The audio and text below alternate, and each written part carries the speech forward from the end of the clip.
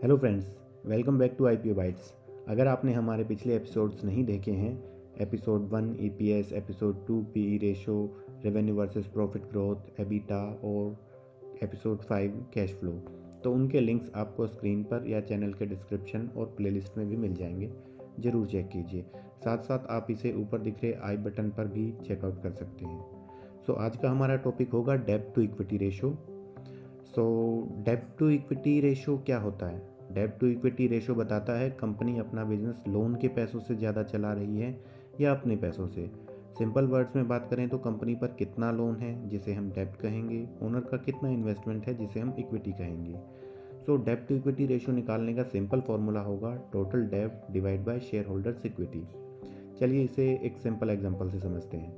मान लीजिए कंपनी का टोटल लोन है 100 करोड़ और ओनर का पैसा भी है 100 करोड़। तो डेब्ट टू इक्विटी रेशियो होगा 1, मतलब कंपनी 1 रुपये के अपने पैसे पर 1 रुपया लोन यूज़ कर रही है। हाई या लो डेब्ट टू इक्विटी, कौन सा बेटर होगा?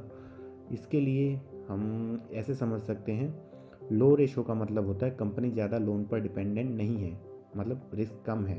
एंड हाई रेशो का मतलब हो सकता है कि कंपनी पर लोन का प्रेशर बहुत ज़्यादा है, तो वहाँ रिस्क ज़्यादा हो सकता है।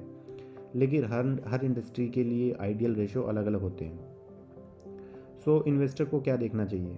सिर्फ डेब्ट टू इक्विटी रेशो देखना काफ़ी नहीं, इसके साथ साथ और भी जो फैक्टर होते हैं जैसे कि कैश फ्लो, एबिटा, कंपनी का बिजनेस मॉडल क्या है, इंडस्ट्री का टाइप क्या है, ये सब भी इन्वेस्टर को ज़रूर चेक करने चाहिए। फाइनली हम किस कंक्लूजन पर पहुंचते हैं कि डेब्ट टू इक्विटी रेशो हमें बताता है कंपनी कितनी फाइनेंशियल सेफ है।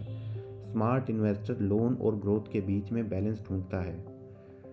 चलिए नेक्स्ट एपिसोड में हम समझेंगे ROE और ROCE क्या होता है और दोनों में क्या डिफरेंस है। अगर आप शेयर मार्केट और इन्वेस्टमेंट से जुड़ी इंपॉर्टेंट टर्म को सिंपल लैंग्वेज में समझना चाहते हैं तो चैनल को सब्सक्राइब कीजिए और बेल आइकन दबाना ना भूलें। Thank you for watching. See you in the next video.